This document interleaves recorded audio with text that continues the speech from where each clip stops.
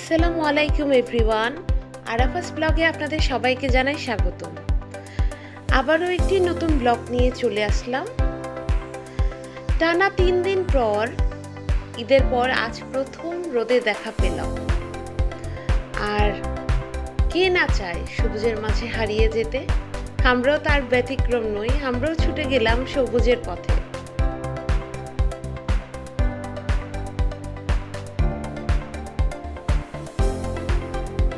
তো যেহেতু আজকে শনিবার ছিল, রাস্তাঘাটে অনেক বেশি ক্রাউড ছিল, মোটামুটি মানুষজন বেশি।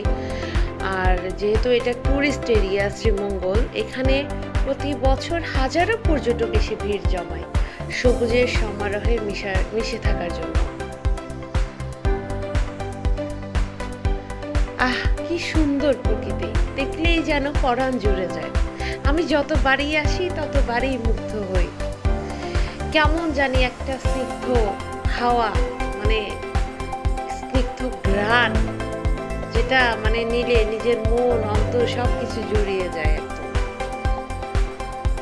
আর আমি একটু প্রকৃতি প্রেমীও বটে,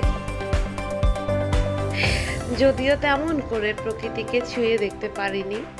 তারপরেও যখনই মন চায়, সময় পাই, সুযোগ বের করে ছুটে চলে যাই প্রকৃতির সবুজের সমারোহে। তো আমরা প্ল্যান করেছিলাম, আমরা যাব ফার্স্টে লাউয়াছড়ার একটু কাছে grand Sultan tea resort and গল্ফের পাশে আই লাভ শ্রীমঙ্গল লোগো দেওয়া আছে, হয়তো অনেকেই চেনেন, ওখানে চা খাওয়ার জন্য। তারপর ওখানে গিয়ে যা দেখলাম, এত মানুষ, বসার জন্য একটা সিটও নেই। আর এর আশেপাশে যে টি স্টলগুলো ছিল, ওখানেও বসার মতো কোনো পরিবেশ নেই, কোনো সিট নেই। তাই বাধ্য হয়ে আমরা ব্যাক করে আবার চলে আসতে হলো আমাদের। তো ঠিক করলাম কোথায় যাওয়া যায়, তো ঠিক করলাম আমরা বধ্যভূমিতেই যাই। এটা শ্রীমঙ্গল বিজিবি ক্যান্টিন, সীমান্ত 71, আর সম্পূর্ণ এরিয়াটা হলো বিজিবির আন্ডারে পড়ে। এখানেও দেখলাম যে অনেক বেশি ক্রাউড, অনেক বেশি মানুষ। আসলে শ্রীমঙ্গল তেমন কোনো বলতে গেলে ন্যাচারাল পাহাড়ি চা বাগান, পাহাড় ছাড়া কোনো পার্ক নেই। এটাই একমাত্র শ্রীমঙ্গলের পার্ক। আর এই যে একটা ফোয়ারা, যদিও এখন বন্ধ পানির স্রোতগুলো। আর এই তো অনেক মানুষ।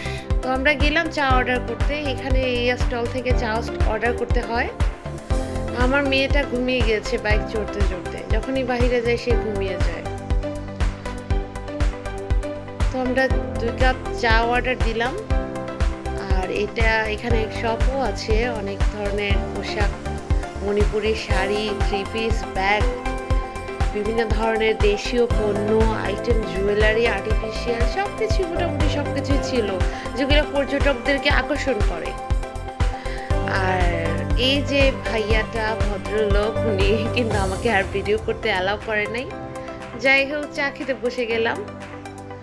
যদিও চায়ের টেস্টটা তেমন ভালো ছিল না, এখানে দারুচিনি দেয়া ছিল। আমার হাজবেন্ডের কাছে অনেক ভালো লাগলো, আমার কাছে ভালো লাগে না, কারণ চায়ের মধ্যে দারুচিনি আই ডোন্ট লাইক। আর সবচেয়ে বেশি আকর্ষণীয় জায়গা হলো এই ছড়া।